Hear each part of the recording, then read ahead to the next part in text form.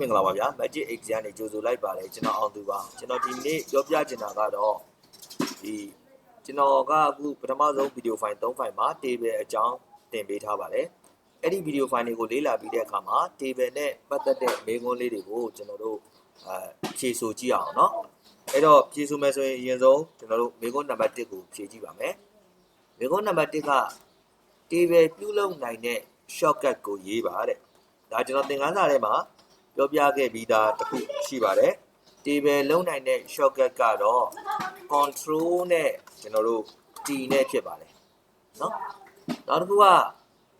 ရေးထားတဲ့အချက်လက်တွေကိုဘယ်လိုနားလည်ရမလဲတဲ့တကယ်လို့ table မှာကျွန်တော်တို့ formula တွေကိုထည့်ပြီးတော့ရေးသားလိုက်တယ်ဆိုရင်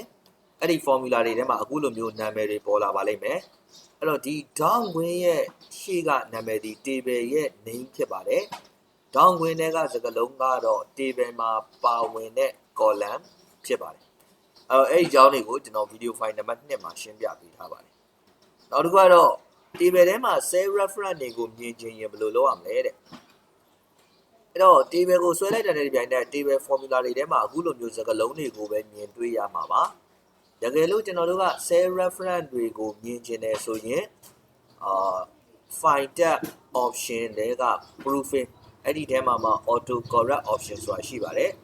အဲ့ဒီမှာ auto format as you type ဆိုတဲ့နေရာမှာတွားရောက်ပြင်ပေးရမှာဖြစ်ပါတယ်နောက်နံပါတ်မေးခွန်းနံပါတ်4ကတော့ table ထဲမှာနောက်ထပ် row တစ်ကြောင်းလိုချင်ရင်ဘယ်လိုလုပ်ရမှာလဲအဲ့ဒီနည်းလမ်းကိုရေးပြရမှာဖြစ်တယ်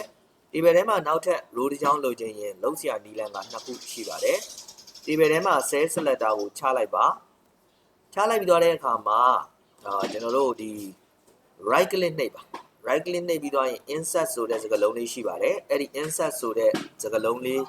ထဲမှာเนาะကျွန်တော်တို့ click ပေးလိုက်တာနဲ့ insert row insert column ဆိုပြီးတော့ကြာလာပါလိမ့်မယ်အဲ့ဒီမှာ insert row ကိုရွေးပါ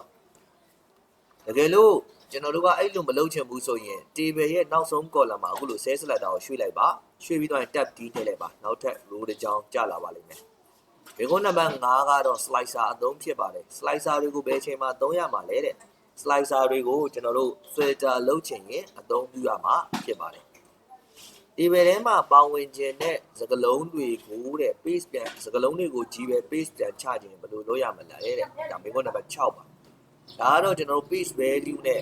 ပြန်ကူးလဲရတယ်ဒါမှမဟုတ် convert to range ဆိုတဲ့စကားလုံးနဲ့ပြန်ကူးလဲရတယ်ပေါ့ paste value နဲ့ပြန်ကူးခြင်းတယ်ဆိုရင် table ကြီးတစ်ခုလုံးကျွန်တော် select မှတ်လိုက်ပါမှတ်ပြီးသွားတဲ့အခါမှာ right click နှိပ်ပါ copy ကိုရွေးပါပြီးသွားရင်တော့ကို paste ပြန်ချခြင်းတဲ့နေရာမှာ cell selector ကိုရွှေ့ပြီးတော့ right click နှိပ်ပါ paste special ကိုရွေးပါရွေးပြီးရတဲ့ပြိုင်နဲ့ကျွန်တော်တို့ value ဆိုတဲ့ option ကိုရွေးပြီးတော့ okay နှိပ်လိုက်ပါဒါပထမနည်းလမ်းဒုတိယနည်းလမ်းကတော့ table design tab ထဲကိုသွားရမယ်အဲ့ဒီ design tab ထဲမှာ tool ဆိုတဲ့ group ရှိပါတယ်အဲ့ဒီ tool ဆိုတဲ့ group ထဲမှာကျွန်တော်တို့ဒီနေရာမှာ convert to range ဆိုတဲ့စကားလုံးလေးရှိမယ်အဲ့ဒီ convert to range ဆိုတဲ့စကားလုံးလေးကိုနှိပ်လိုက်ရင်ဒါ base ပြန်ချတာဖြစ်ပါတယ်ဒါကတော့ table နဲ့ပတ်သက်ပြီးတော့ video file 3 file ကိုလေ့လာပြီးကိုဘယ်လောက်ထိမှတ်မိနိုင်တယ်လဲဆိုတာကိုကျွန်တော်လေ့လာလေ့ကျင့်ကြည့်တာဖြစ်ပါတယ်အားလုံးပဲကျွန်တော်ရဲ့ YouTube video file တွေကိုအချိန်ကုန်ခံပြီးတော့လေ့လာကြတာကျေးဇူးတင်တယ်အလုပ်ကိုင်းနေအဆင်ပြေကြပါစေနောက်ပိုင်းသင်ခန်းစာတွေမှာကျွန်တော်တို့ပြန်တွေ့ကြတာပေါ့ဗျာ